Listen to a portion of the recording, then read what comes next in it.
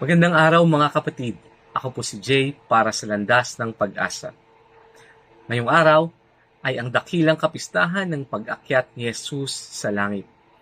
Ang ebanghelyo po natin ngayon ay hango sa 16 na kabanata ng Marcos, 15 hanggang 20 talata. Sabi dito, "Humayo kayo sa buong sanlibutan at ipangaral ninyo sa lahat ang mabuting balita."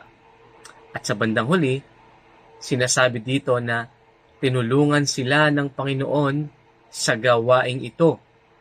Pinatotohanan niya ang salitang kanilang ipinangaral.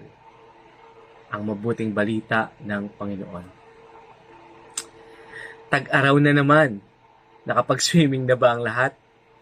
Natatandaan ko nung ako ay bata pa, ang paborito kong ginagawa sa swimming pool ay ang pagtalon sa tubig. Kaya naman, nung ako ay magkaroon ng anak, itinuro ko rin ito sa kanila. Sa unang beses na sila ay hinikayat kong tumalon sa tubig upang saluhin ko, nag-hesitate sila, natatakot. Pero matapos ang ilang ulit na pagtalon at pagsulok ko sa kanila, ay ayun, halos hindi na mapigilan. Sa Ebanghelyo, buong tapang na sumunod ang mga alagad na mangaral ng mabuting balita. Bakit? Ito ay dahil hindi naman iyon ang unang pagkakataon na sila ay sumunod kay Jesus. At sa mga nakaraang pagkakataon, ay hindi sila binigo ni Jesus.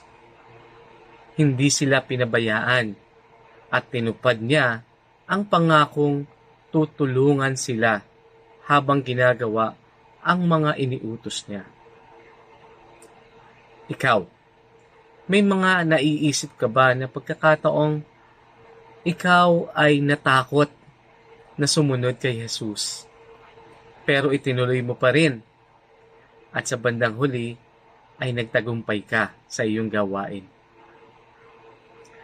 Normal na makaramdam ng takot, pero alalahanin natin na ang nangangako ng tulong sa atin ay never pa tayong binigo sa lahat ng mga bagay na inutos niya sa atin.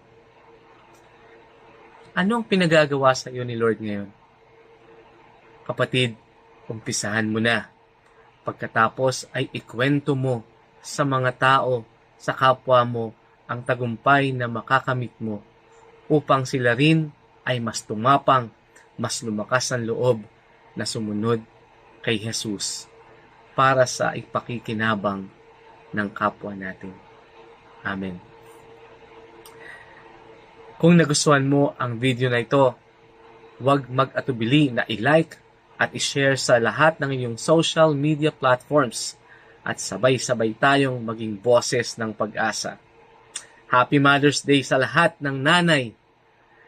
Tara, pagsilbihan natin sila ngayong araw na ito. Maraming salamat. Ako pong muli si Jay. God bless.